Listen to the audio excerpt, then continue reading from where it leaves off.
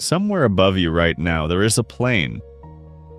The people inside are reading, sleeping, drinking coffee, and nobody thinks it is strange. Two brothers gave the world that. They had a bicycle shop in a quiet American town. Neither of them finished high school. Neither went to college. Neither ever married. And after they flew for many years, their own country would not say they were first. This is the true story of Wilbur and Orville Wright. They grew up in Dayton, Ohio, in a small wooden house. Wilbur was the older brother, Orville the younger. Wilbur was quiet and serious. He read everything. Everybody in the family said the same thing. This one will go to college. Then one winter, Wilbur was playing a game on the ice and he was hurt in the face. It was bad. He never went to college. He stayed at home for 3 years.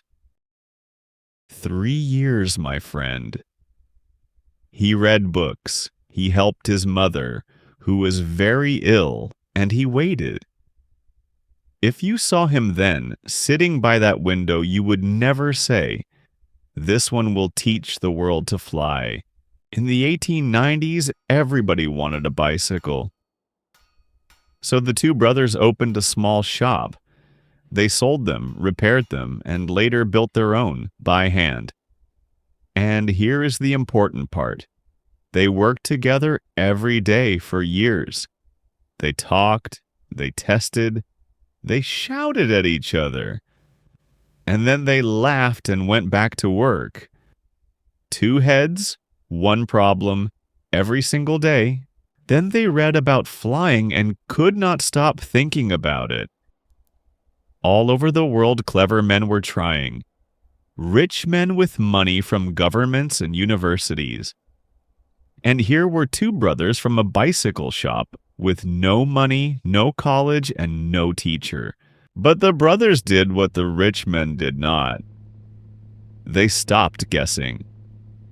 In the back room of the shop, they built a long wooden box with a fan at one end to make wind inside it.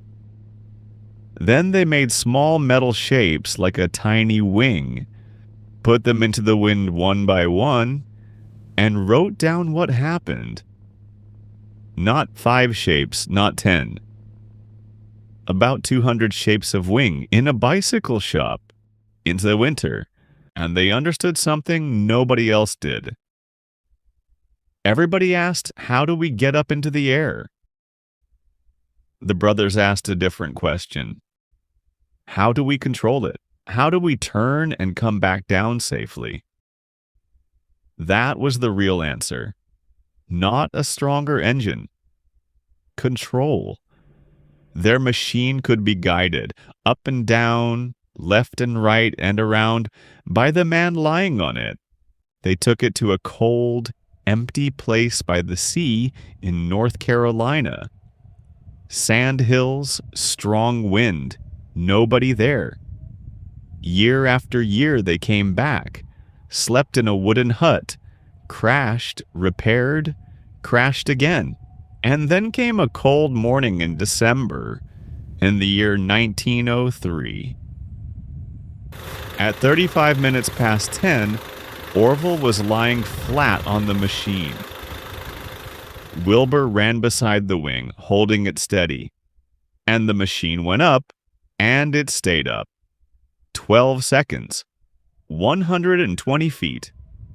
That is shorter than you think. But for those 12 seconds, a man was flying a machine he could control. They flew 3 more times, taking turns. The last was Wilbur's. 852 feet, 59 seconds. And there is a photograph.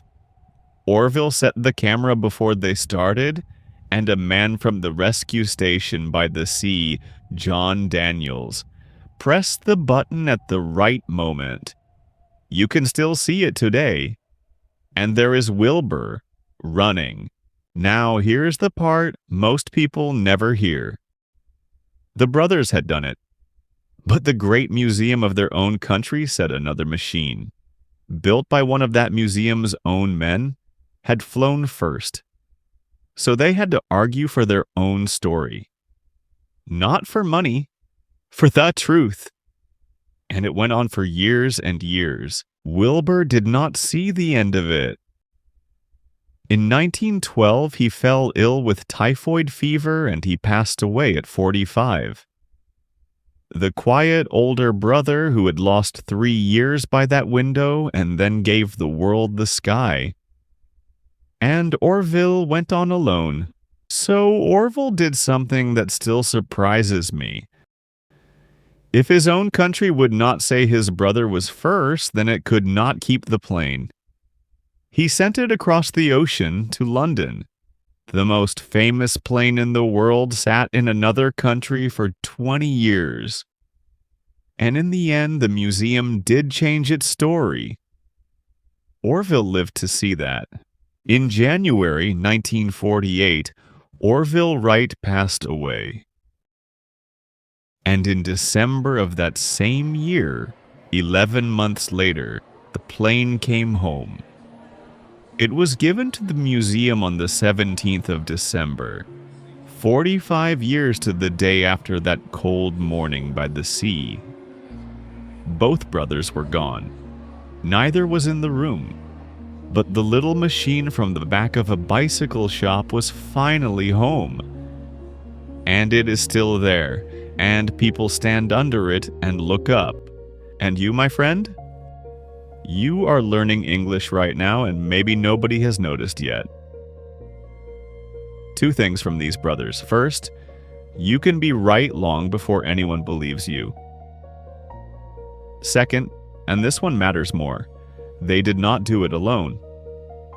One said no, the other said try again. So find your brother. One person learning with you. Talk to them in English today, even badly, even slowly. 2 people who keep going will always beat one clever person who stops.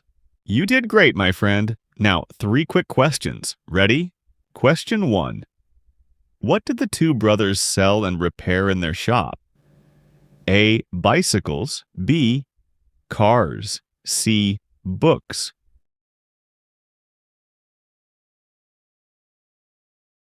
The answer is A. Bicycles. The wind box was in the back room of that shop. Question 2. How long did the first flight last? A. 12 seconds. B. 12 minutes. C. 12 hours.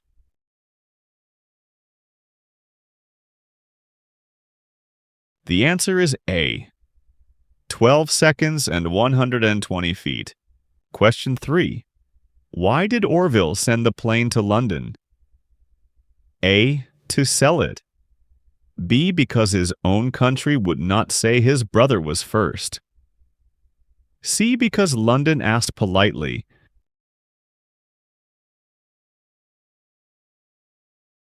The answer is B. He was still fighting for his brother's story. Wilbur and Orville Wright had a bicycle shop, no college, and each other. They asked a better question than everybody else and answered it together. Your English is the same, slowly with somebody beside you, one step at a time. If you understood this story, write "I understand" in the comments. Like this video and subscribe. A new true story is coming soon. Keep learning, my friend. See you next time.